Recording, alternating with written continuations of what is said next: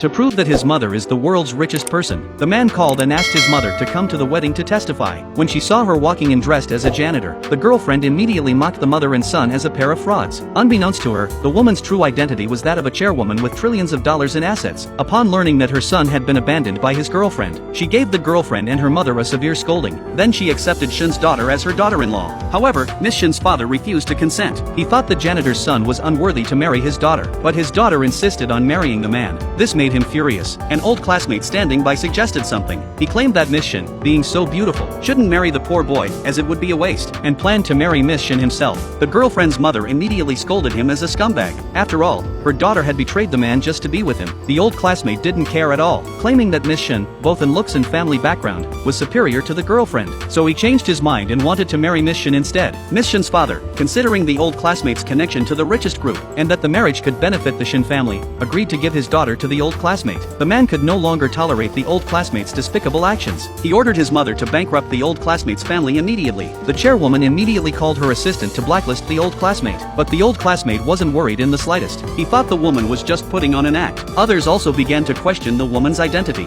saying that the world's richest person couldn't possibly wear a janitor's uniform. Little did they know, the chairwoman was usually very low-key. She enjoyed pretending to be an ordinary janitor to experience life. Although everyone looked down on her, Miss Shin didn't mind that the woman was a janitor. Even though the man had nothing, she still wanted to marry him. Upon hearing this, the chairwoman was very happy. She immediately instructed someone to bring out a limited edition starry diamond ring, and decided to give it to Miss Shin. Upon hearing this, everyone mocked her again. After all, the ring was worth $10 billion. They laughed at her, couldn't even distinguish 10 billion. She ignored them, and opened the box containing the $10 billion starry diamond ring. This only led to more ridicule, as the diamond was dull and lifeless. Miss Shin felt awkward at the sight, and began to question if her mother-in-law was lying. Although she had never seen a starry diamond ring, she knew that diamonds were supposed to be incredibly brilliant. Seeing the disbelief on her future daughter-in-law's face, the chairwoman calmly blew on the diamond, instantly making the previously dull stone shine with dazzling light. At this sight, everyone was stunned. Then the man placed the diamond ring on Miss Shin's finger. Some guests were envious, while others were still skeptical. The skeptics still thought she was deceiving everyone with a fake ring. After all, no one had ever seen a real starry diamond ring. The old classmate arrogantly said that she was a fraud. He mentioned how the woman had just tried to blacklist him, yet he still hadn't gone bankrupt. But just then, a call came in. Until the old classmate has been blacklisted by the consortium, he still couldn't believe that the woman in front of him was the world's richest person. The girlfriend, seeing the woman dressed in a janitor's uniform, was convinced that the woman was pretending to be the world's richest person, to expose the woman in front of everyone. The old classmate remembered the consortium executive who had been supporting him from behind,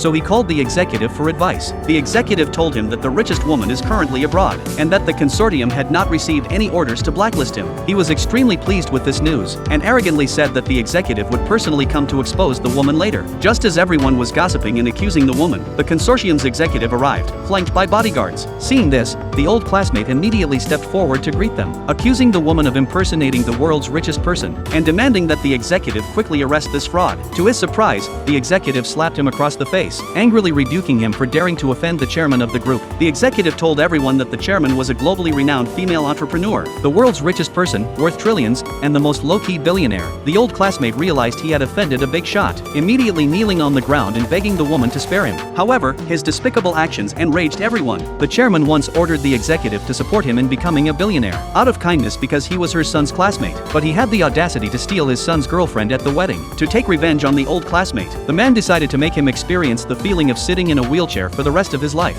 Upon hearing this, the old classmate was terrified, and begged the man for mercy while kneeling before him. The man showed no mercy, and ordered the bodyguards to beat him, so he would spend the rest of his life in a wheelchair. To further take revenge, the man decided to immediately marry his ex-girlfriend to the old classmate. The ex-girlfriend's mother hurriedly explained, claiming that everything had been a misunderstanding, and that the ex-girlfriend was the man's first love, hoping that they would continue with the wedding. The ex-girlfriend quickly apologized to the man, begging to marry him, but the man felt she no longer deserved him. After the bodyguards dragged the disabled old classmate out of the wedding venue, the man put the note he had written earlier, announcing his breakup with the ex-girlfriend, on her. He made it clear that he had abandoned her of his own accord. He would not only make the mother and daughter repay the $30 million they owed him, but also make them beg on the streets in the future. Once everything was settled, the man planned to marry Miss Shin. Before that, the chairman had transferred the group to her according to family tradition, because the woman was originally weak and needed to master wealth. The condition was that she had passed the examination. Miss Shin had never looked down on the man for his disability, and was willing to marry him no matter what. This was recognized by both the man and the chairman. But Miss Shin's parents and relatives were all snobbish, and had sided with the old classmate and ex-girlfriend earlier. After After learning about the man and chairman's identities, they changed their attitude.